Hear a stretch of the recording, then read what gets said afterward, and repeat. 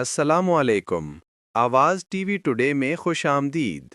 ترکی کا جدید بغیر پائلٹ لڑاکا طیارہ کزلیلما خطے کی فضائی طاقت کا نیا توازن۔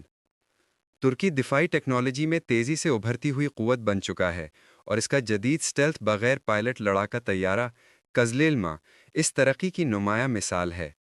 ترک زبان میں کزلیلما کا مطلب سرخ سیب ہے، جو صدیوں سے فتح، کامیابی اور قومی ویژن کی علامت سمجھا جاتا ہے۔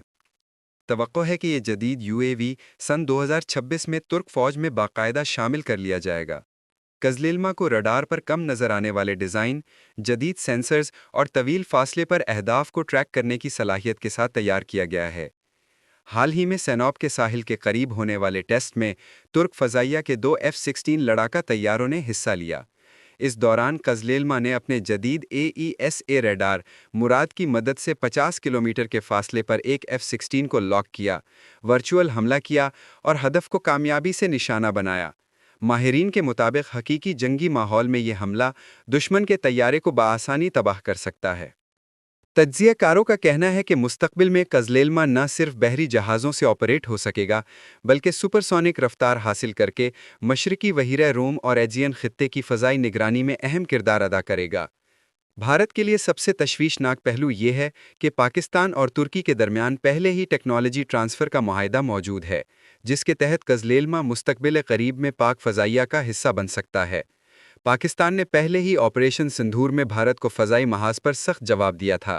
اگر کزلیلما پاک فضائیہ میں شامل ہو جاتا ہے تو خطے میں فضائی توازن نمایاں طور پر پاکستان کے حق میں جھک سکتا ہے اور پاک فضائیہ جنوبی ایشیا کی سب سے طاقتور فضائی قوت بن کر ابھر سکتی ہے۔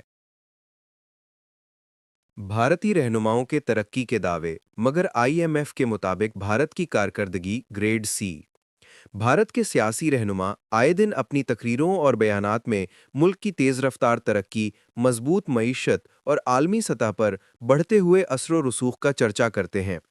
حکومتی سطح پر خاص طور پر معاشی ترقی کے بلند و بانگ دعوے کیے جاتے ہیں، جن میں بھارت کو ابھرتی ہوئی سپر پاور قرار دیا جاتا ہے۔ مگر دوسری جانب بین الاقوامی مالیاتی ادارے IMF کی حالیہ رپورٹ ان دعووں کی حقیقت کو مختلف انداز میں پیش کرتی ہے۔ IMF نے اپنی تازہ ترین معاشی درجہ بندی میں بھارت کی کارکردگی کو گریڈ سی قرار دیا ہے، جو بتاتا ہے کہ بھارت کی حقیقی ترقی حکومتی دعووں سے کہیں کم ہے۔ رپورٹ کے مطابق بھارت کئی اہم معاشی اشاریوں میں پیچھے ہے، جن میں غربت کی بلند شرح، بے روزگاری میں اضافہ، مہنگائی کا دباؤ اور زرعی شعبے کی سست روی شامل ہیں۔ اس کے علاوہ صحت، تعلیم اور بنیادی سہولیات تک عوام کی رسائی بھی ترقی یافتہ ممالک کے مقابلے میں کافی کم ہے۔ بھارتی رہنماؤں کے بیانات اور IMF کے تجزیے میں اس واضح فرق نے نہ صرف بھارتی عوام کو سوچنے پر مجبور کیا ہے، بلکہ عالمی برادری میں بھی سوالات اٹھائے ہیں۔ معاشی ماہرین کا کہنا ہے کہ بھارت کو حقیقی ترقی کے لیے زمینی حقائق تسلیم کرتے ہوئے اصلاحات کی ضرورت ہے، ورنہ صرف دعووں سے مسائل حل نہیں ہوں گے۔ یہ تضاد اس بات کی نشاندہی کرتا ہے کہ بھارت کو اپنی معاشی پالیسیوں پر نظر ثانی کرنی چاہیے تاکہ وہ دنیا میں واقعی ترقی یافتہ ممالک کے صف میں شامل ہو سکے۔ سعودی عرب کی پاکستان اور افغانستان کے درمیان مصالحتی کوششیں، خطے کے لیے امید کی کرن۔ سعودی عرب نے حال ہی میں پاکستان اور افغانستان کے درمیان بڑھتی ہوئی کشیدگی کو کم کرنے اور باہمی اعتماد کی بحالی کے لیے اہم سفارتی کردار ادا کرنا شروع کر دیا ہے۔ خطے میں امن و استحکام ہمیشہ سے سعودی عرب کی ترجیح رہا ہے، اور اسی مقصد کے تحت ریاض نے دونوں ممالک کے درمیان مذاکرات کی میزبانی اور سہولت کاری کی پیشکش کی ہے۔ پاکستان اور افغانستان کے تعلقات میں گزشتہ چند برسوں سے تناؤ دیکھا جا رہا ہے، جس کی بنیادی وجوہات سرحدی تنازعات، سیکیورٹی خدشات اور سیاسی غلط فہمیاں ہیں۔ ان حالات میں سعودی عرب کا مصالحتی کردار نہ صرف دونوں ممالک کے لیے اہم ہے، بلکہ خطے کے مستقبل کے لیے بھی بڑی اہمیت رکھتا ہے۔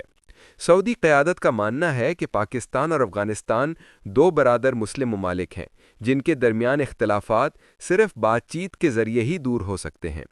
سعودی حکومت نے دونوں ممالک کی قیادت کو اس بات پر آمادہ کرنے کی کوشش کی ہے کہ وہ اپنے مسائل کو سفارتی راستے سے حل کریں اور دہشت گردی، سرحدی تحفظ اور اقتصادی تعاون کے حوالے سے مشترکہ حکمت عملی اختیار کریں۔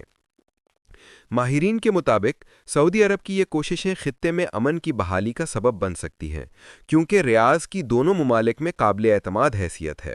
اگر یہ مذاکرات کامیاب ہوتے ہیں تو نہ صرف پاکستان اور افغانستان کے تعلقات بہتر ہوں گے، بلکہ تجارت، نقل و حرکت اور عوامی روابط میں بھی بہتری آئے گی۔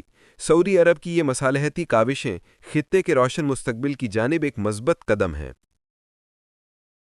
اسلام آباد میں کم عمر ڈرائیور کی بے احتیاطی سمرین اور تابندہ بطول جان سے گئیں۔